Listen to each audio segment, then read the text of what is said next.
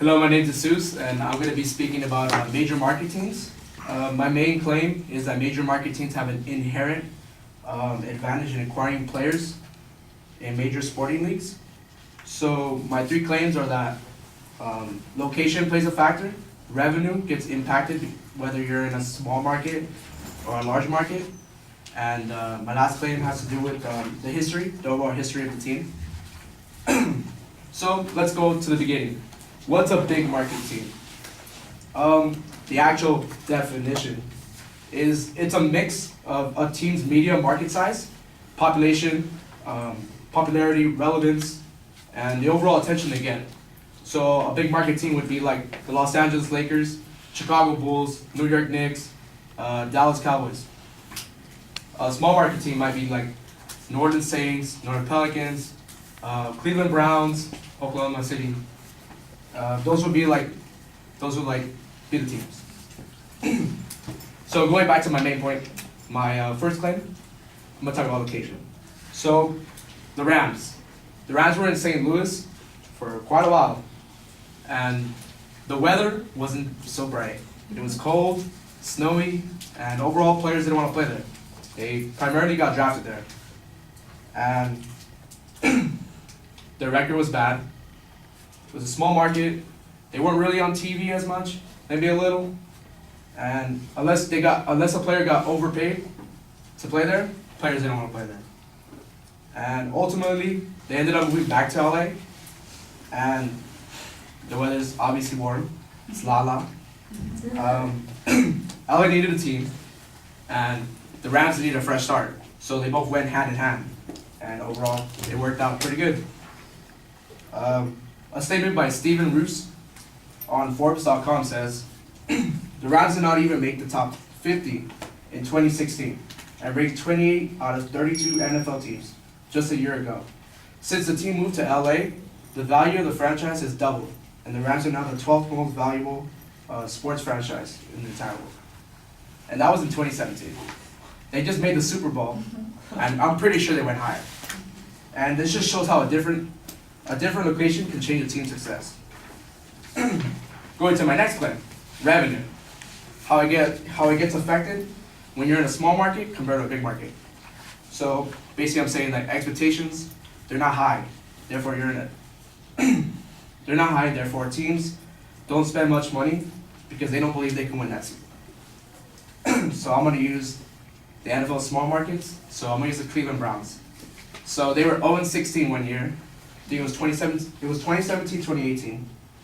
And they didn't win a game that season. Their best viewed game was the fact of them losing that last game to get 0-16. Most players were on expiring deals.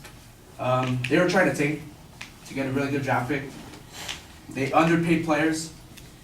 And I mean, Cleveland Browns' most expensive player was Kenny Britz, and he was getting paid $17 million, and they cut him. So that just tells you what they were all about. They were all about the future. For an NFL big market team, on the other hand, Philadelphia Eagles, they went from being a second-tier team to the Dallas Cowboys to being the best team in their league and in the NFC. They were on national TV about 10 times, including the postseason and including the Super Bowl. And they went high into free agency. They signed Alshon Jeffrey to a 4-year, $52 million contract. They signed LeGarrette Blount to a 1-year, $4.5 billion contract. They just went high, in and out.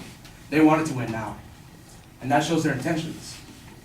The overall history, though, my last claim, big market teams play a factor, and whether a player might go there or not. So NBA big market team would be the LA Lakers. As a kid watching the game of basketball, we all tend to watch for stars over players that impact the game. Lakers had many legends: Magic, Kobe, Shaq, Wilt Chamberlain, Elgin Baylor, Jerry West. We can go on for days. But most of the big market teams, they're looking for their star. Except Golden State, they're stacked. Big market teams, they recruit using their brand and their history.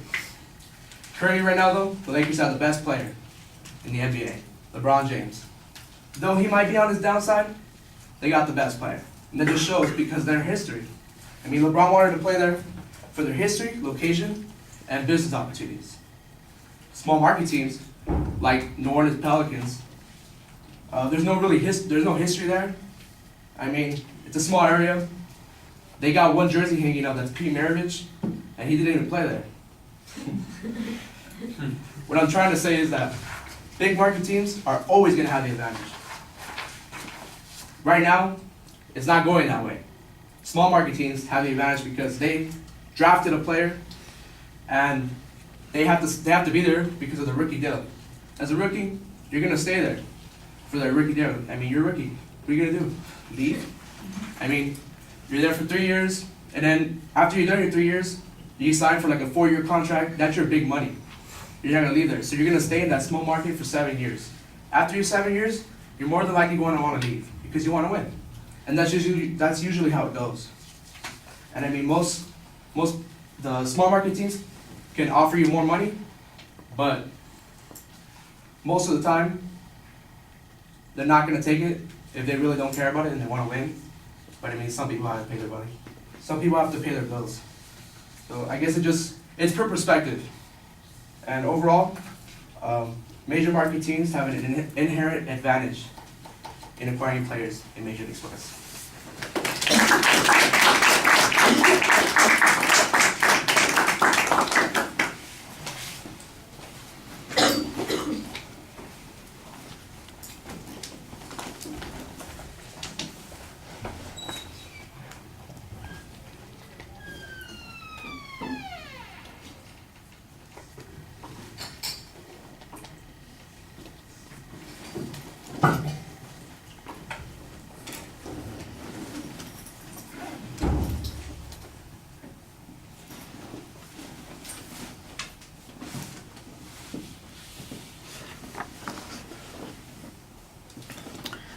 Okay, the main propositions pretty clearly identified at the beginning of the speech. I think you need to give us a little bit more about the controversy on this, and you're going to have to, I'm not sure if it's in acquiring players or holding on to players that the controversy is, because at the end it sounds like you've shifted. You were acknowledging at the beginning of their careers that they're going to get drafted and they're going to be, I don't want to say trapped, but they're going to be in their first 3-year contract. Then they're going to stay there for 4 more years, so 7 years.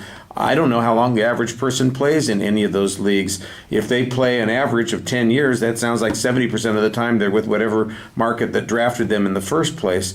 You know, if they play a longer period of time, you know, if they're Tom Brady-like and playing for 20 plus years, then it seems a little bit less likely, although Tom Brady is playing for the same franchise that he played for from the very beginning. So I'm not exactly sure where the controversy is on this point. I thought you were going to argue that the major market teams will be more successful as a consequence of being able to hold on to their players, but you know, you only have 1 or 2 examples where you talk about that. You do dump on the Browns and then talk about the Eagles, but I'm not exactly sure that the Eagles, other than the most recent experience, are a demonstration of that. I'm sure that the refutation speaker will be happy to use Dallas as a counterexample on a number of these points. You know, there's a team that has a major market team, and their lack of success for the past 25 years is, a little bit problematic. I think that you kind of cherry pick some examples to illustrate points. By the way, if we were looking at the last 10 years, Cleveland has more appearances in the final NBA championships than the Lakers do in the last 10 years. And you just said that Cleveland's a crappy market. At least it's a crappy market when it comes to football. I don't know that it's a crappy market when it comes to basketball. I think you're back to the issue about that particular player, and there are reasons why people move from one place to another. I don't think there's much controversy on that. So the notion that the small market teams are at a disadvantage, I think there's a point to be made here, but how big and important that disadvantage is and what impact it has on the competitiveness of the teams and the ability to succeed or hold and draw other players there, I think it's a little hit or miss with your illustrations on this point. And like I said, at the end, it sounded like you were kind of contradicting your position when you're talking about the influence of like a draft and the first contracts that they have. That seemed to me like it undermined the whole point that you were making earlier in the speech. So that was a little confusing. All right, thank you.